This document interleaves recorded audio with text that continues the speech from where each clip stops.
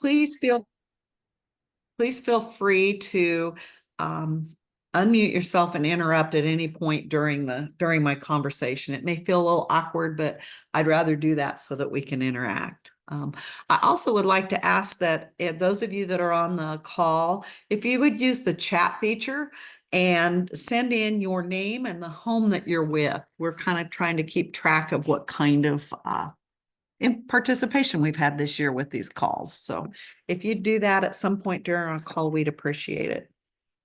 So our objectives today, my plan is to review the relationship core criteria, and then I'm just going to talk about some of the how-tos as they relate to it. And before I get started, I just wanted to talk a second about the intent of the criteria or the idea behind the relationship core. The idea behind this core is to better support resident choice by consistently assigning caregivers. Consistently assigning caregivers fosters meaningful relationships, better relationships between residents and their caregivers. And with that, then the residents and staff that live and work together in smaller areas of your home can create home. The day-to-day flow in each area of your home becomes just as specific to the people who actually live and work together in that immediate area.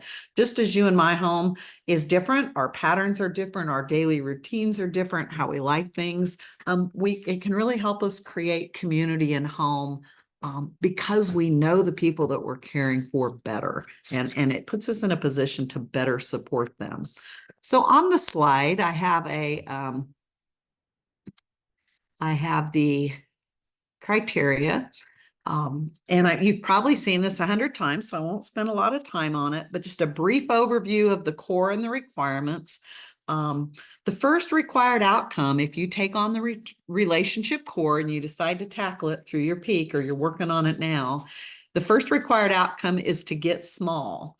You have to physically define work areas of no more than 30 people that live in each of those areas. You also then need to make sure that in each work area, it's equipped with the supplies and equipment that are needed for people to do their jobs. The second required outcome is that you develop a separate schedule for each of the work areas. That's required. And then that consistent staff are assigned to work in each of your defined areas.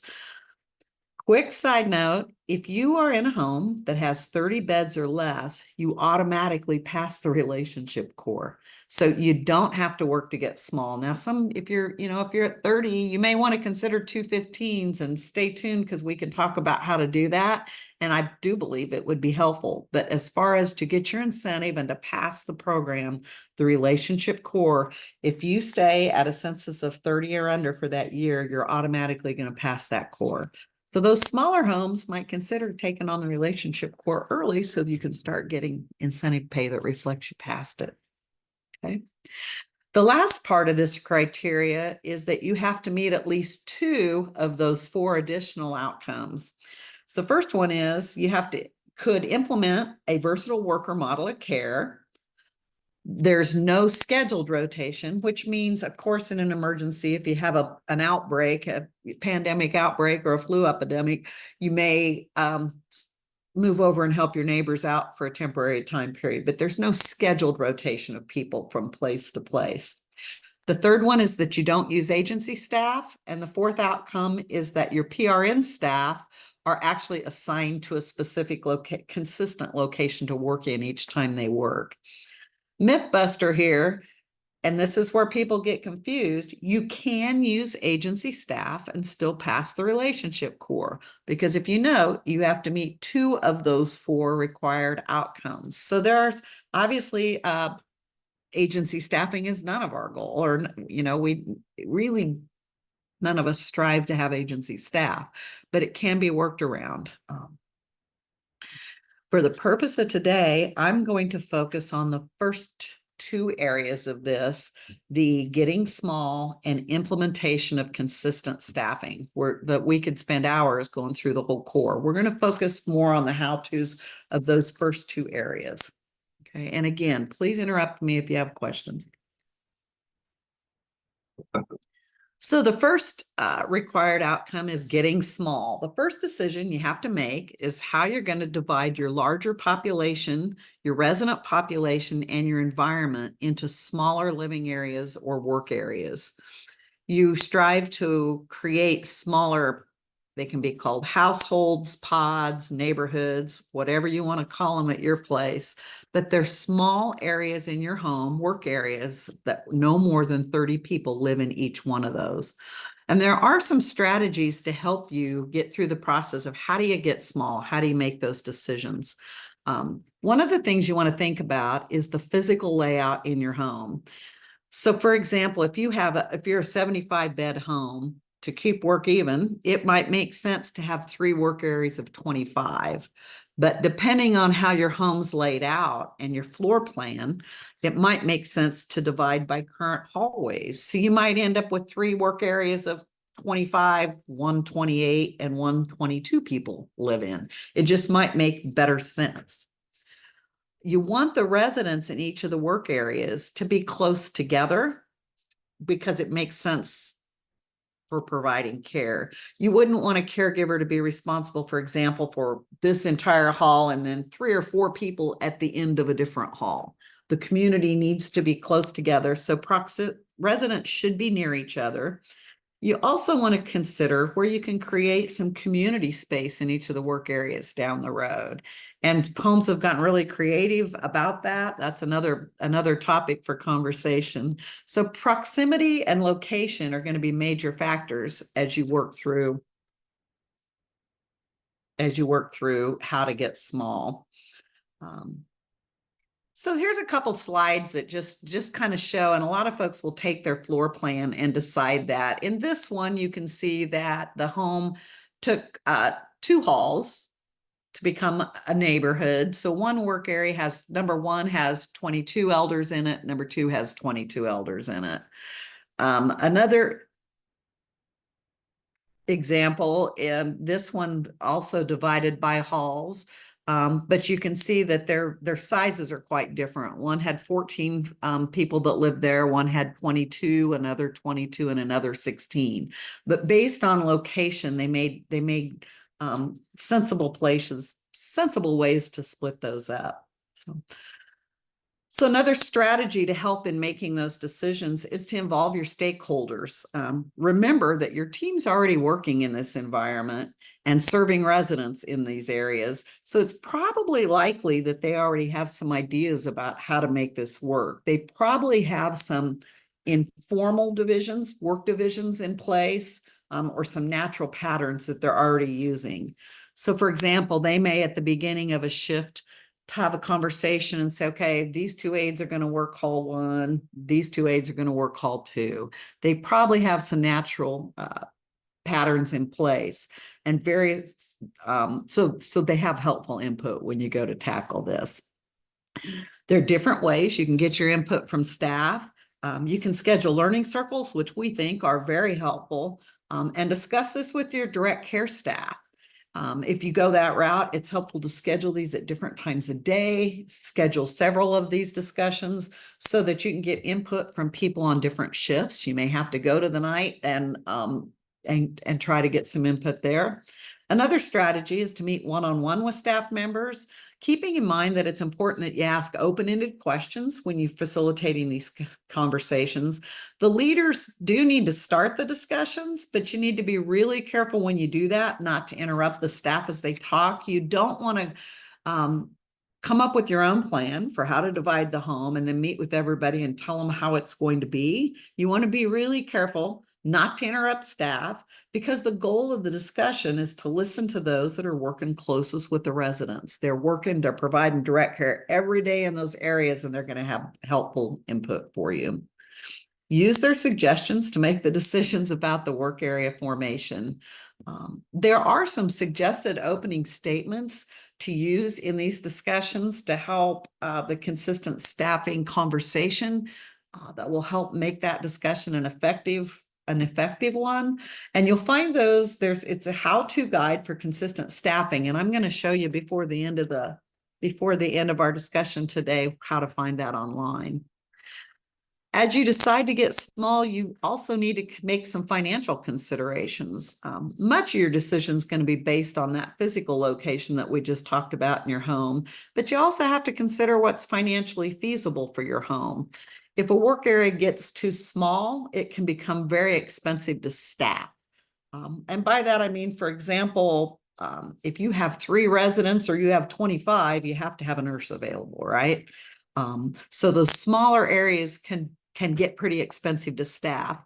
We've learned over the years that somewhere between 15 and 25 residents seems to be the most cost-effective size for a work area. Okay. So you've gathered your team, you've talked through, you've decided your size, you've decided what your locations, and you've defined those work areas. The second step of that process then is to create new schedules for each work area. Once you've defined the work areas, then you need to determine how you're going to staff them. At this point in the stage, we recommend you form a work group to address this. It would be helpful to include a couple direct caregivers at least in the process, because again, they're the ones that are providing the care. They'll have great insight for you. Administration needs to be involved at this stage as well. And the goal of the work team is to identify what it's going to take care of the people who live in each one of the work areas. So at this point of the game, something that you want to avoid is trying to adjust your current schedule that you're using. It really is a lot easier, and I've done this in a number of different homes and been on teams that have worked through this. It's really a lot easier to start with a clean blank template for each work area and think about each work area as its own freestanding nursing home. How could we staff this if this is all we were doing? It is a place to start. As you're working, ask yourself, what's it going to take care of the people in this work area? As a team, work to identify the daily workflow and staffing needs in each area. And those are going to be different depending on who lives there. When are the heavy care times in the area? When are times a day that they're going to need more help? When are times that most people in that area like to get up or eat or bathe or go to bed? You find in homes divided into neighborhoods and pods, some of those places are just quiet as can be till 9 o'clock in the morning. Others are people that get up early. You want to look at what the natural patterns are in that area. A few hints as you work. First, as leaders, work to set the stage for your work group. Remind your team as they start to tackle this work, not to think about the current staff patterns at this point. This isn't the time that you try to figure out how to accommodate Mary's need to have Tuesdays and Thursdays off so she can go to class. That's important, but it's not time for it yet. At this stage of the planning process, you simply want to think about what the residents need from us as it relates to coverage. Another hint that we have at this stage of the game is to use the in a perfect world mentality at this stage. So in a perfect world, you ask yourself, what will it take to staff the work areas that you've defined? The number of staff you need, what type of staff do you need? Reality comes in later in this process, but at this point in time, just in a perfect world, what would that coverage look like? We also have you encourage your team to get out of the box in their thinking. And these are discussions you need to have as you start this process. You want to avoid getting locked into how we do things now. Well, right now we work every other weekend. You want to put all of that away. You don't want to be thinking about your existing schedule patterns. You just simply want to be looking at identifying the needs of the people that live in each of the work areas and what it would take to do a good job providing their care. So finally, when you're thinking about that, you also need to encourage your team to consider working differently. And this is where I think folks get struggle the most. They feel like they're going to need more staff to do consistent staffing, but oftentimes it's just learning to work differently. So versatile workers might be a way to achieve consistent staffing that you haven't thought about. And versatile workers are team members who are expected to perform duties outside of their traditional role on a regular basis. So with versatile workers, You really change the expectations so that each staff member is equipped to meet as many resident needs as possible. Staff become more financially feasible. The more fluid and flexible your staff can be, the more you can achieve for your residents. So the goal in a versatile worker model of care is to train people with as many skills as they can have up to their license level.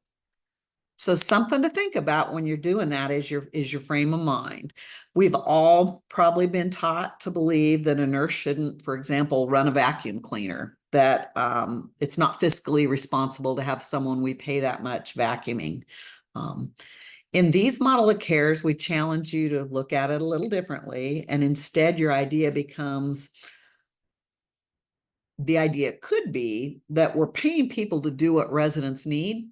So whatever that is, people need to jump in and help with.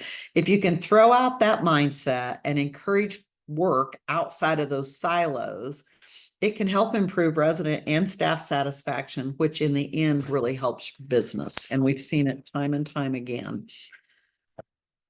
Okay, so you're encouraged to continue to think differently as you work to reduce positions that rotate between the different neighborhoods as well. So when you're doing that, you're asking yourself, you're really, again, getting outside of that box. Are there qualified individuals who are currently in offices who could be effective in a work area? Here's some ideas. Could an MDS nurse hours be rolled into the nursing home hours and each work area become responsible for a few MDSs and do direct nursing as well? It's working differently, but it's one more nurse that could come into the mix to help provide care in the home. Could a bath aid and restorative hours be converted to general aid hours in a work area, and baths and restoratives become part of the general aid role in that specific work area? Rather than having one restorative staff that covers all three work areas, that is an inconsistent caregiver, could the FTEs or the hours of that person go into your neighborhood basket and then train someone in each neighborhood to do RA inside of the neighborhood? Are there efficient ways to share nurse hours between adjacent work areas while direct caregivers stay dedicated to a group of residents in the work area? So administration involvement at this step is just essential. It's really important as you start deciding what it is that you need, that you have an understanding of your budget and your FTE allowance as you work. And administration, so then they become really necessary to get to the nuts and bolts about what's budgeted and to help others gain an understanding of what they have to work with as far as FTEs or hours go. But you've got to look at where can they come from and how can they come into the neighborhood? Well, so when you're considering your budget, you want to think of everything: your office staff, your dietary team and their FTEs, your nursing numbers, your social services, life enhancement, and what can be put into the work area. Which of those hours can be put into the work area? What needs to stay outside and be available to the entire organization? You want to work to minimize positions that are not related, that aren't directly in the households or neighborhoods in the work areas. Okay. I'm going to go over one little section. I'll stop quick for questions. Before you get much further, I think it's important that everyone understand how peak calculates the consistent staffing number. Okay. We use a 75% threshold.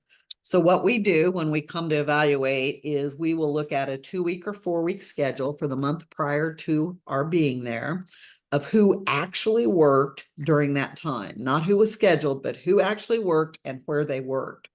And then we record a list of names of people that worked in that period of time. Each person who only worked in one work area all the way through the schedule of 30 residents or less is marked as a consistent worker. A team member who shows up on the schedule in more than one work area, so they did neighborhood 1 a couple of days and went over here to number 4 a couple of days, they're marked as an inconsistent people. Our threshold says 75% of those names those people have to work in a consistent work area. So that being said, you've got about 25% that can work outside, that can rotate.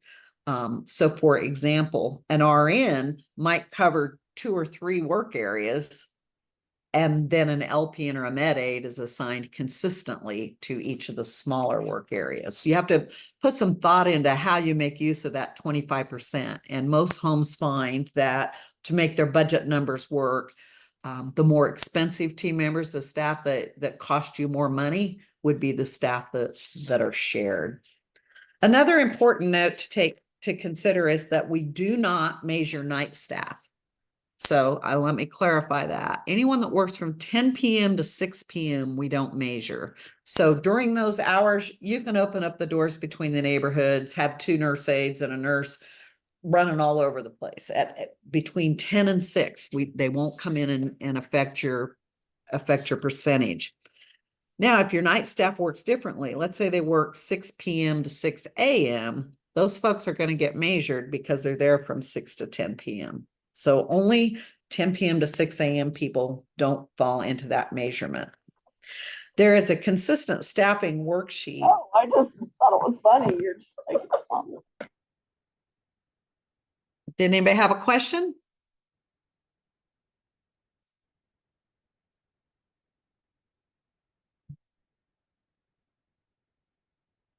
Okay. There's a consistent staffing worksheet that is on the Peak website.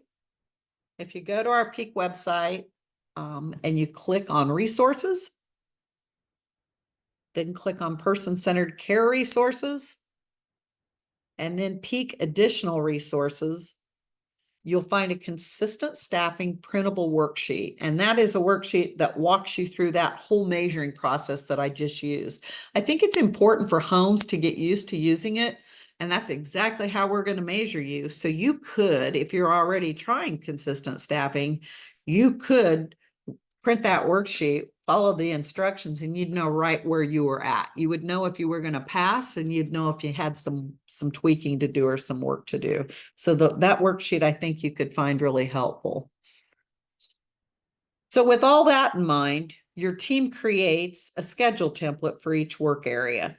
So here's an example of what one work area might look like. It just outlines the coverage that's needed from, in a 24-hour period of time. From 10 at night to 5 in the morning, there's a nurse and 1 CNA. From 6 to 1, there's a nurse, 3 CNAs. There's a homemaker and social services that overlap in there. And then you see the 2 to 9, there's a nurse and 2 CNAs. Another CNA comes in up from 5 to 9. They've identified. Then at the bottom, they're showing the FTEs that they've come up with. So your first goal is to come up with this one every single day, what you need. Okay. Anybody have questions about that?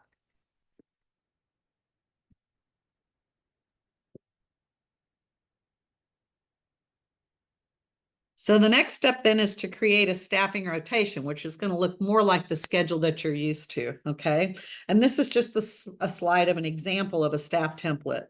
So using a blank biweekly or monthly schedule, you want to create a staffing schedule rotation based on the needs I just showed you on the previous slide, and determine how many people it's going to take to staff that coverage that you created on the schedule template to cover 7 days a week at that rate with 365 people. You want to take the staffing needs you identified and create positions that real people would want to work. As you do that, you have to avoid creating positions that you know are going to be difficult to hire or would be difficult to sell. Years ago, I was working with a team that was doing self-scheduling, and we had a template all worked out, and it was a group of full-time people. And some of the girls that have been there, women that had been there a while, decided that new folks should cover the weekends, all of them. So they were all working 40 hours a week, but the folks that have been there a while were working Monday through Friday or some version of that. And they couldn't understand why they couldn't keep any staff. And there were people working full time that worked every single weekend. So it's really hard. It's difficult to sell a position to somebody that works 1 day a month, or that works every weekend maybe. So you want to make sure that as you're creating that template, you have some sellable positions or some positions that might be interesting to someone to take. Something to ask yourself as you're working on the schedule, things to consider. Is everybody going to come in and leave each shift at the same time? Would there need to be some staggering of your shifts? Will people work every other weekend, or will they work 2 weekends on and 1 off? Kind of what best fits your home? Think that kind of stuff through, and what's going to make those positions desirable to people. Your current schedulers are experienced with this stuff. Once you've identified what you need for coverage in a day, they're going to be able to help you create the schedule rotation. And then the idea is, if you've come up, this is a 2-week schedule that I've seen over and over. A lot of folks use a 4-week, but you can use a 2 or a 4. But the idea is, once you hit that Saturday at the end, it starts over on the next Sunday. So it's the same rotation over and over. When a person takes a position, they know kind of till the end of the time what they're scheduled to work. You can repeat the same schedule over and over, and consistent team members take one position that's identified on the schedule. They work the same schedule all the time, and it minimizes the time that you spend each month writing schedules. Then those consistent team members work together to negotiate time off with each other and to cover requested days off. And that's kind of tackled in another core. But the idea of writing a new schedule every 2 weeks really, really spends a ton of time for people doing that. So now you've got a template, at least. This is your dream schedule, your idea. And you see over on the left-hand corner, there aren't any names on any of that, right? So the next schedule, the next step in the process, we haven't been thinking about what days Mary needed off and that sort of thing. We just said we need a CNA that does a schedule that looks like this. So the third step is to assign staff to your new schedule positions. Each staff reviews your template, they look it over, they have had a chance to contribute to these conversations, so they kind of know what's coming. They've been involved in helping decide what it needs to look like. Each team member then gets assigned to a position on the schedule. And this is the step where that reality applies, where the real world comes in. So I told you earlier not to worry about what days off Mary needed. But at some point in time, Mary's a good team member. We've got to worry about what Mary needs. So this is the part of the process where we actually consider the personal needs of staff and where that negotiation starts to happen. Always keeping in mind and encouraging your team members to recognize, most will agree, that resident needs have to trump our own. In person-centered care, what the resident needs always got to be front and center. So one of the things you might do as you're deciding how to assign a person to a line or to a position is to start with staff surveys. Maybe ask things like, if they have a preferred work area, do they want to work with people with dementia? Because if you have a special care unit in your home, or maybe they prefer working with rehab units, do they want to work with the general population?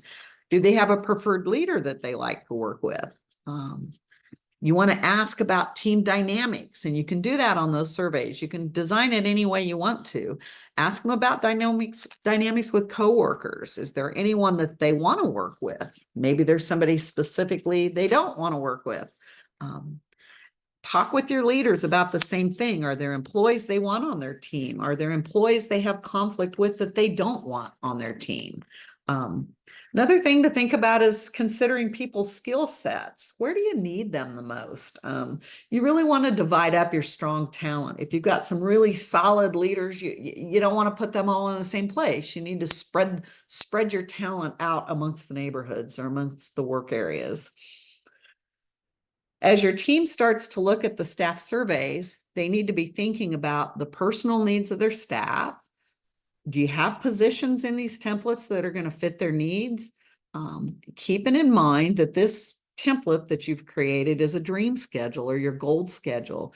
You very likely will need to adjust the schedule to accommodate some of your strong staff if you want to keep them. You may have to make some tweaks to that schedule.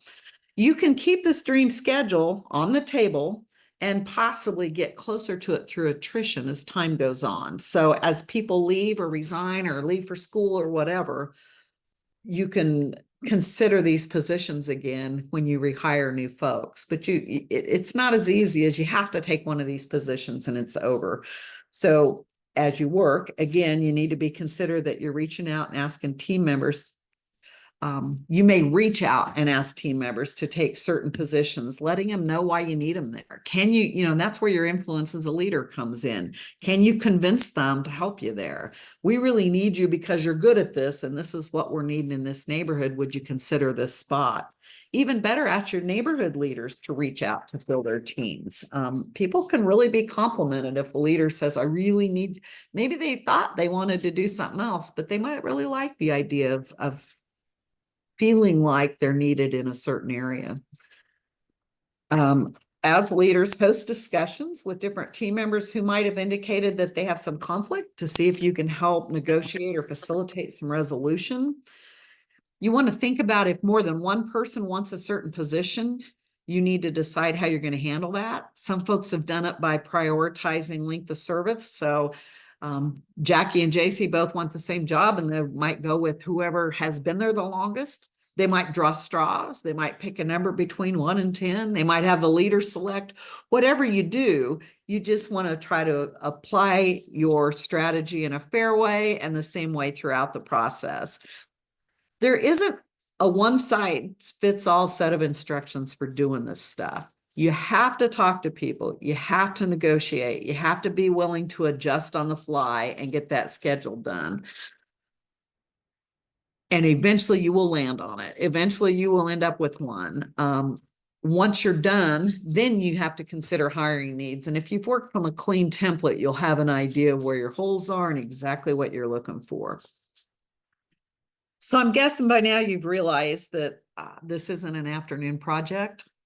Homes that have addressed the relationship core typically spend months planning and working these out.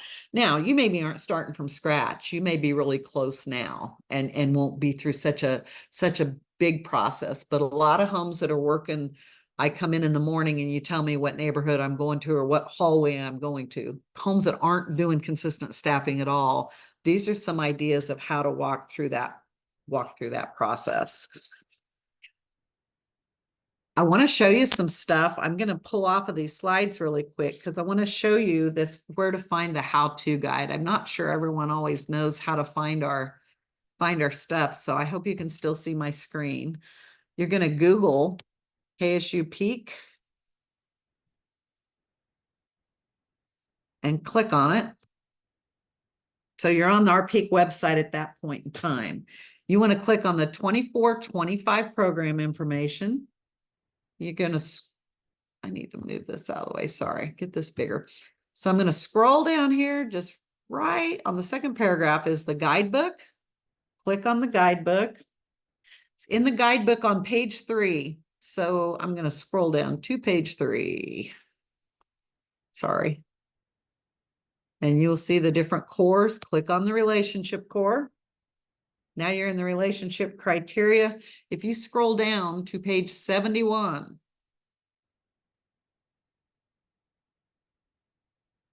at the very bottom under additional resources, it says consistent staffing implementation, a how-to guide. If you click on that,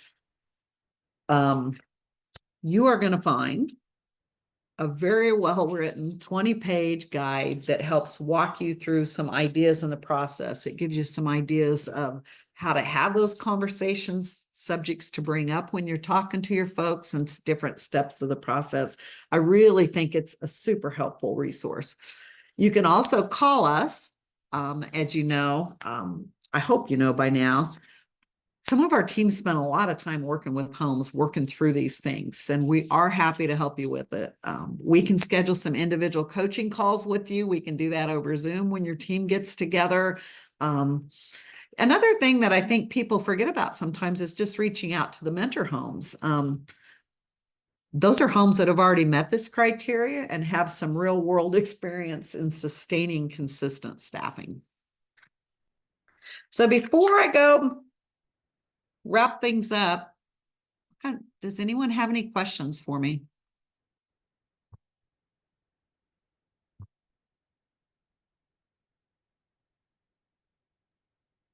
Just unmute if you have any.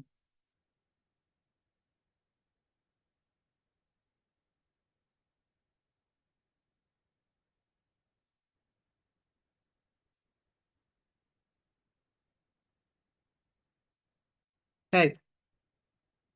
Well, quick announcements then. Another reminder, if you'd please notify us if you've had any changes to your points of contact. It's important that when we're sending out our email or any program communication that it's getting to the right folks. So please call or email our office and let us know if you have any changes. The next Lunch and Learn is scheduled for November 21st, and it's on boundaries and privacy.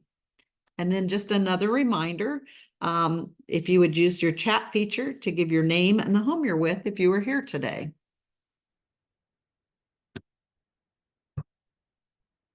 So does anyone have any questions before we close?